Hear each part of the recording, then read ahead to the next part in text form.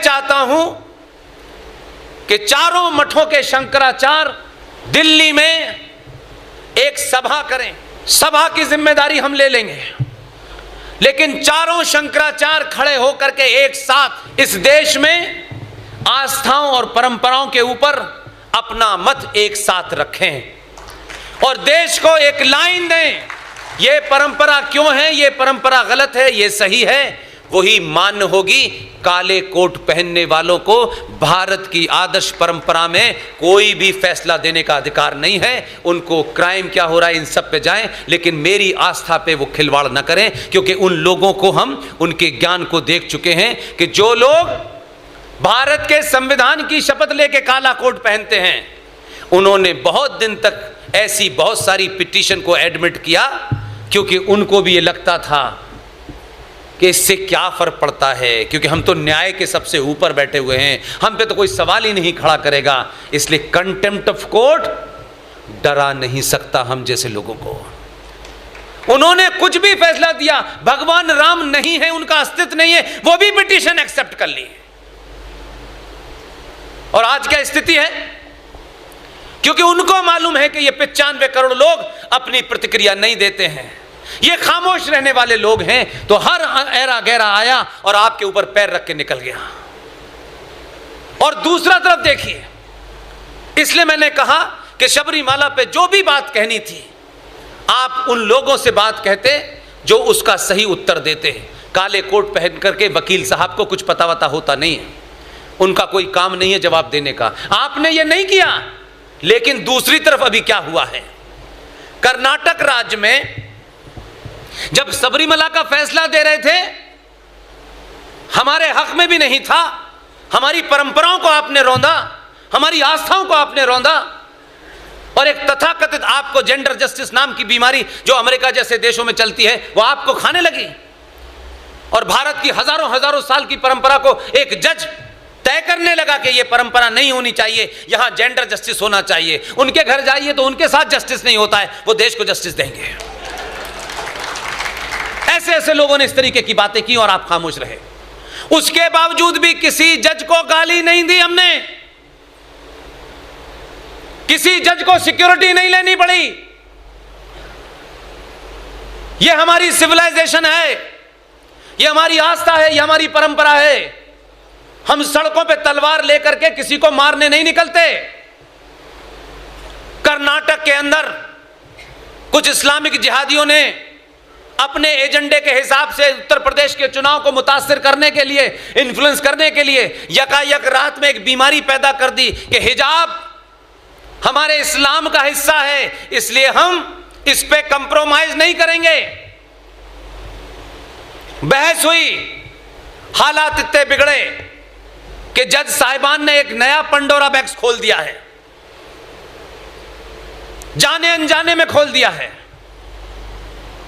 जज साहब इस देश का संविधान पढ़ के, इस देश की आईपीसी पढ़ के फैसला करेंगे या कुरान शरीफ पढ़ के करने लगे।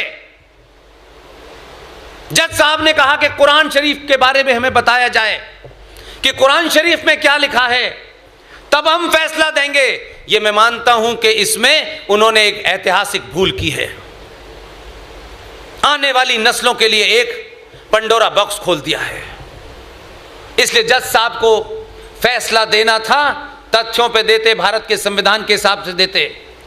धारा 25 का बात बहुत कही कि जिसमें कहा गया है कि आपको अपने मजहब की आजादी है, लेकिन साथ में राइडर लगा हुआ है विद एप्रोप्रिएट रेस्ट्रिक्शंस। पूरी आजादी नहीं है। लेकिन मैं दूसरी बात कह रहा हूं, इसलिए इस फैसले को बताना चाहता हूं। फैसला दे दिया कि साहब हिजाब इस्लाम का हिस्सा नहीं है। कुछ हिंदूवादी बड़े खुश हुए जैसे बहुत कोई बड़ा तीर मार लिया हो। लेकिन उसके बाद की घटना बता रहा हूं कि भारत की व्यवस्था में इस्लामिक जिहादी आतंकियों का डर कितना गहरा बैठा हुआ है। यह बात पब्लिकली नहीं कोई बोलना चाहता। जज साहब ने कुरान शरीफ को देखा, क्या किया मुझे इसमें इंटरेस्ट नहीं है, लेकिन उनके ऊपर कोई दबाव नहीं था। इत्तफाक से उन 3 जजों में एक मुसलमान कारी ज़ैबुन्निसा भी मौजूद था। लेकिन कौन लोग हैं इस देश में जो भारत की जुडिशरी के, हाई कोर्ट के फैसले के खिलाफ भी जा सकते हैं? इस डर की एक ही लाइन है।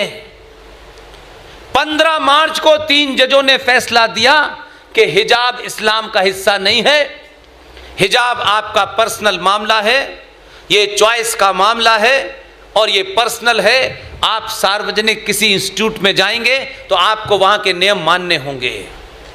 15 मार्च को फैसला दिया। कौन इस देश में वो जिहादी हैं जो भारत की हाई कोर्ट से लेकर सुप्रीम कोर्ट को डरा रहे हैं? 15 मार्च को फैसला आता है, 20 मार्च को तीनों जजों को Y+ सिक्योरिटी दी जाती है। यह बताती है कि आपकी व्यवस्था अंदर से कितनी टूटी हुई है। अगर इस देश में रोज ऐसे फैसले आएंगे तो हर जज को एक Y सिक्योरिटी देनी पड़ेगी। और जज साहब, आपने अपने ऊपर फैसला कर लिया और मांग लिया और आपको सिक्योरिटी मिल गई। अगर आप इतने ही ईमानदार थे तो एक घटना का जिक्र इसलिए करता हूं कि उसकी जीवन भी बहुत महत्वपूर्ण था। 1965 में जम्मू कश्मीर में इस्लामिक मुसलमान जिहादियों ने एक संगठन बनाया। उस संगठन का नाम था जम्मू कश्मीर लिबरेशन फ्रंट और उस फ्रंट का मुखिया था मकबूल भट्ट। 1965 में बनाया। 1966 में JKLF के चीफ मकबूल भट्ट ने जम्मू कश्मीर पुलिस के अंदर CID का एक ऑफिसर अमीर चंद की सड़क पे हत्या कर दी। ये तो आपको अब फिल्म के माध्यम से पता चला है, इसलिए बता रहा हूं। 65 में संगठन बना, 66 में उसने एक हिंदू अमीर चंद की हत्या की जो CID का इंस्पेक्टर था। 1968 में सेशन कोर्ट में नीलकांत गंजू जो जज साहिबान थे, उन्होंने मकबूल भट्ट को मौत की सजा दे दी। इस देश की लचर व्यवस्था ने उस मौत की सजा को काफी लंबा टरकाया, आगे बढ़ा। और आप सोचिए कि जिहादियों का कन्विक्शन देखिए, क्योंकि उन्हें अल्लाह के अलावा कोई दूसरा इबादत के लायक नहीं है। उनका फलसफा साफ है, वो आपकी व्यवस्था को नहीं मानते। आप पागलों की तरह बकते रहिए कि सारे धर्म बराबर हैं। जिस आदमी को 1968 में उन्होंने मौत की सजा दी, उस ऑर्गेनाइजेशन में 4 नवंबर 1989 को 68 में सजा सुनाई। 1989 में कोर्ट से बाहर निकल के नीलकांत गंजू जज साहब जब सड़क पे जा रहे थे, मुसलमानों ने घेरा और इतनी गोलियां मारी उनको कि वो सड़क पे वहीं मर गए। और मोटरसाइकिल मुसलमान चला रहे थे उसके चारों तरफ, और कहा कि इस काफिर को किसी ने पानी दिया उसको मार देंगे। काश उनको भी जज साहब Y+ सिक्योरिटी मिली होती, उनको नहीं मिली। इसलिए इस देश की न्याय व्यवस्था में भले ही बहुत बहादुर लगते हों, आपको फैसला देने से पहले आप ये सोचते हैं किस पे फैसला जल्दी दिया जाए और किस पे देर पे दिया जाए। इसलिए राम मंदिर के ऊपर 150 साल लगे आपको, और शबरीमला पे देने में आपको 5 मिनट लगे। आप बदले तो सरकार नहीं बदली, इस देश की व्यवस्था के इंस्टीट्यूशन भी बदल गए। और उन्हें पता चल गया कि ये जो सहिष्णु लोग थे, जो शाम को इनके मुंह में कोई कीड़ा ना चला जाए इसलिए मुंह पे कपड़ा बांध लेते थे, इनके पैर के नीचे चींटी भी ना मर जाए उसको कोशिश करते थे कि वो भी ना मरे। आज इन्होंने अपना सही हीरो चुना है। सनातनी हिंदू हमेशा अपने ऊपर बहुत सारे सवाल खड़ा करता है। इसलिए मैंने शुरू में कहा, जब आप इस बीमारी से बाहर निकलेंगे कि मैं जो कर रहा हूं लोग क्या कहेंगे, मेरी बात मेरे बारे में लोग क्या सोचेंगे, क्या सोचते हैं मेरे जूते से,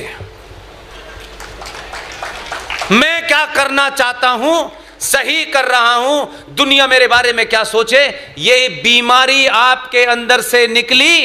इसलिए 2002 का जिस भाषा में जवाब देना था।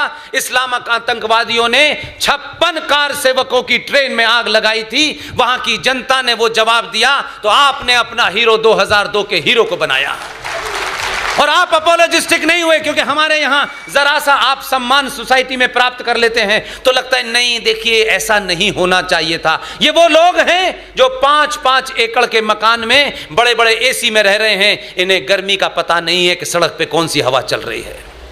इसलिए यह बदलाव आपके अंदर हुआ और उसको पता है कि मुझे बदला किसने है। इसलिए 370 भी हटी, राम मंदिर का फैसला भी आया, और राम मंदिर का जब फैसला आया तो आप बहुत खुश हुए,